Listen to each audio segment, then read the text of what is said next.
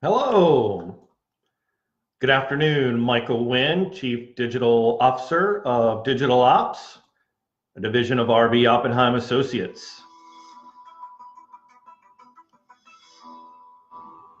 So today, guys, I want to talk about what are the 12 essential markers of a successful digital marketing strategy in 2019. I think it's a great place to start. So I want to break this up into two different series because I think spending time thinking about this in terms of these 12 essential markers. I want to break it up into a two-part series. So first of all, I think it's important for you to be able to define digital marketing in your organization. Um, and I think in today's mobile world, if it is on this device, if it's on your mobile device, you should consider it digital media. Whatever content you can pull up on your phone is what you should consider in the definition of digital media for your company, brand, or organization. And then I think the next thing for you to really sort of dive into is what channels are you active in? And what channels do you feel like are most important to your particular audience? If you're thinking about growing your business, obviously you need to be where the fish are biting. So, you know, I think that's really going to change from company to company, especially if you are a B2C, meaning business to consumer, or if you are a B2B, business to business, particular company. Your channels might be different. Obviously, the big boys, the really the top anchors when it comes to digital being Facebook, Instagram, YouTube, LinkedIn, Twitter, are the platforms that are the most popular. Now, there may be, some other channels such as, just your digital web presence, your website presence, your blog presence, your email marketing efforts. If you have an internal,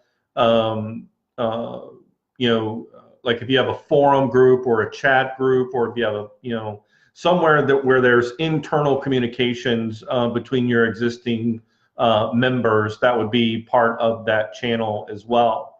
And I think it's important that, I think understanding that even though you as the owner of the company, or you as the marketing director of the company, your platform, may be more, you may spend more time on Facebook, or you may spend more time on Instagram, or you may spend more time on YouTube.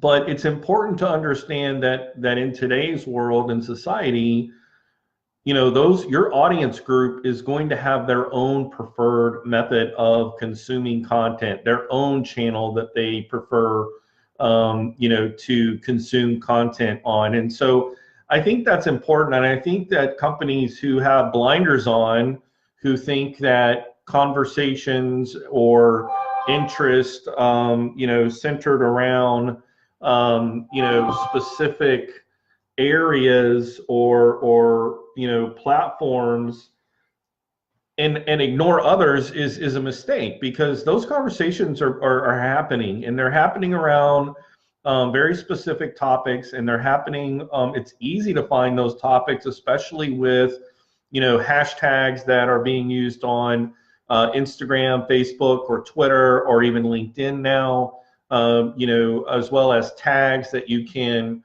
easily search on YouTube. So you can really identify those segments very easily.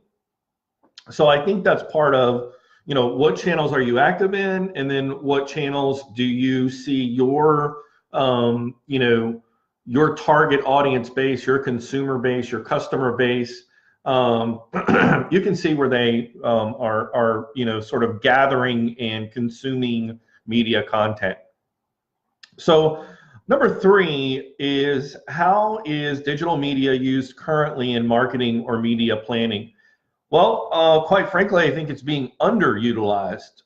To be really honest, there, from what we see, I think there are a ton of businesses who continue to put a large segment of their budget when it comes to marketing and media planning, and digital is only one part of that, which is sad, especially on the heels of the video podcast that we did yesterday, when we talked about the historical trends of mass media consumption as we went through radio, television, and then the internet era, that was really born in the early 2000s. So I think it's completely under utilized as far as being part of a marketing and media planning, and I think that that's a mistake that we see brands continuing to do.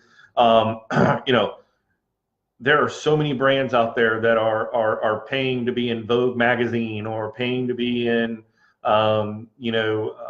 various traditional media spots, billboards, or television spots, and they're paying a high premium for that media placement, when the return on investment, the underpriced media in digital, the ROI and engagement from those platforms outperforms those, at sometimes a 10 to 1, 100 to 1 ratio, if really done properly, if executed properly. Which I think dovetails into number 4, how has digital media changed over the past 10 years? How has it changed in the past 2 to 3 years? Again, if we go back to, and we talked about this again yesterday, in 2008, when Barack Obama won the presidency, he was really labeled the first social media candidate. And I think it was a significant marker in how digital really sort of showed what a powerful tool it has become. Now, what I think has changed really in the last 2 to 3 years is people are starting to really understand that individuals are actually their own broadcast centers, that I, with my iPhone or my Android device, can record something that's happening in the real world, and push that feed, whether it's live or whether it's recorded, to any number of platforms, and within minutes or real time, garner the attention of big brands and of large segments of people who are interested in that very specific topic matter that I'm filming or recording or broadcasting. And I think that's the biggest shift in the last 2 to 3 years, is that's really becoming commonplace, that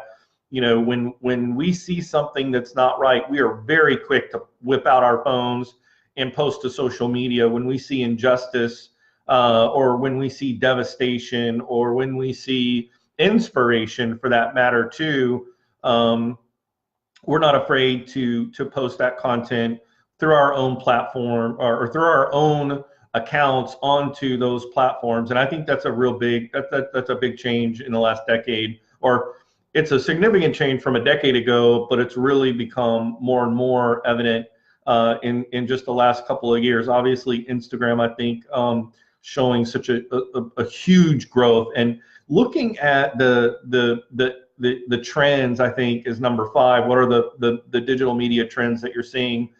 I think it absolutely has to be the power of influencers. I mean, if you look at the Fyre Festival documentary on Netflix, and you see how, if you take 50 of the top models in the world, and you have them all in a synchronized moment, changing their profile picture and uploading photographs and pictures to all of their platforms across the board, the power of just those 50 people is more powerful and at a lower cost than, if the organizers of the Fire Festival were trying to, go through traditional media channels, whether it be, reports through, various entertainment media, or whether that's TV or radio or, XM radio.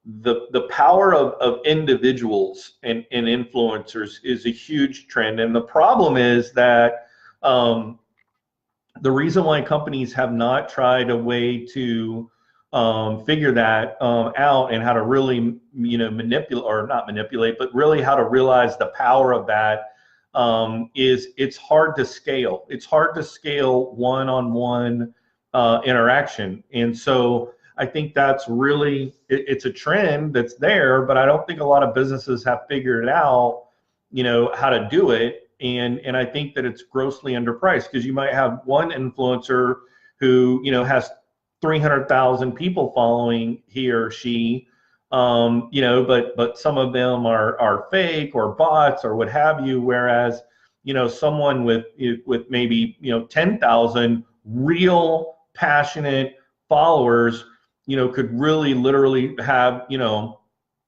hundreds of thousands of, or let's rephrase that, could have, hundreds of people show up on the doorstep of your business, whether you're a car dealership or whether you're a salon or whether you are a jewelry shop owner.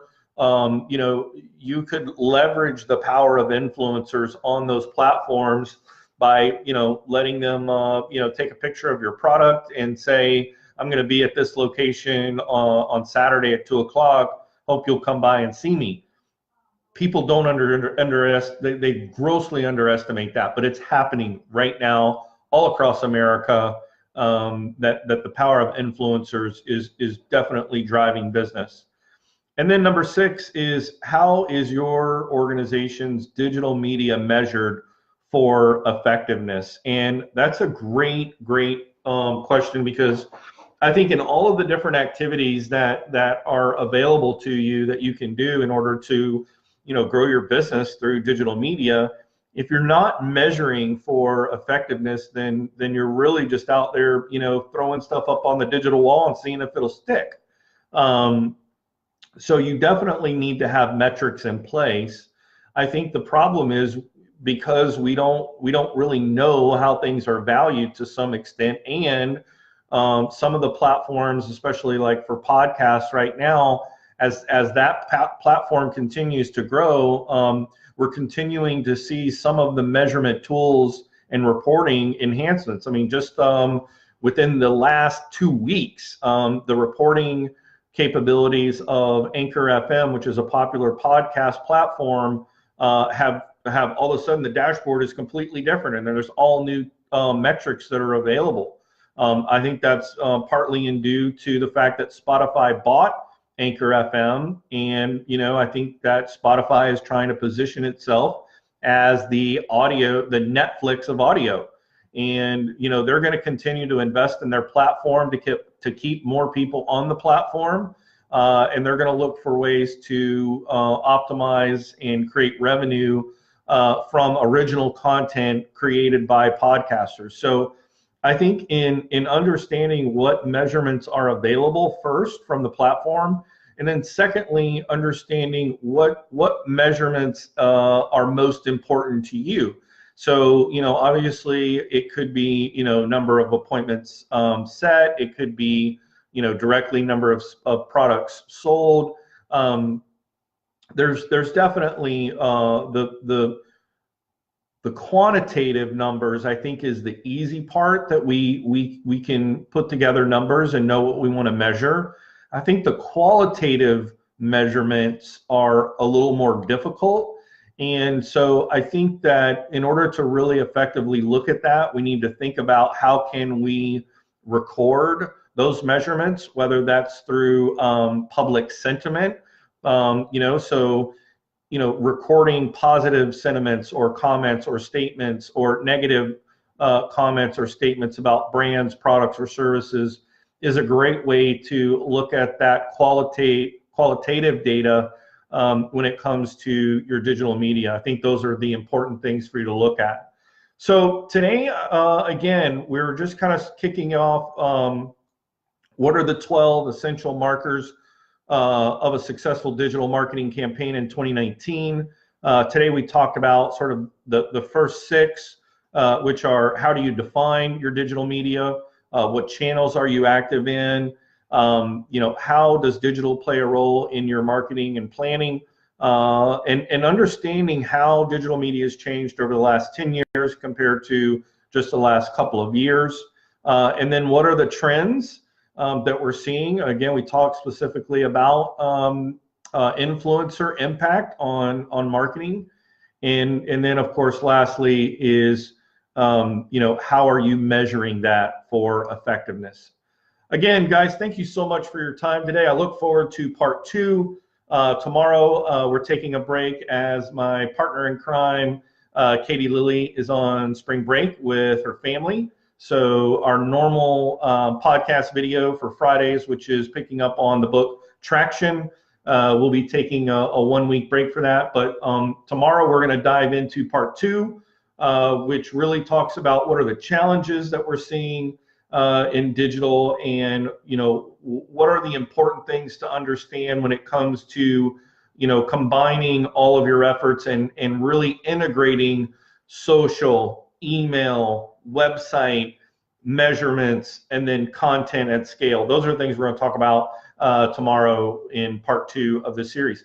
Guys, thank you so much for your time. Again, my name is Michael Wynn. I'm the Chief Digital Officer at Digital Ops, a division of RB Oppenheim Associates. I hope you have a great day, and we'll see you tomorrow.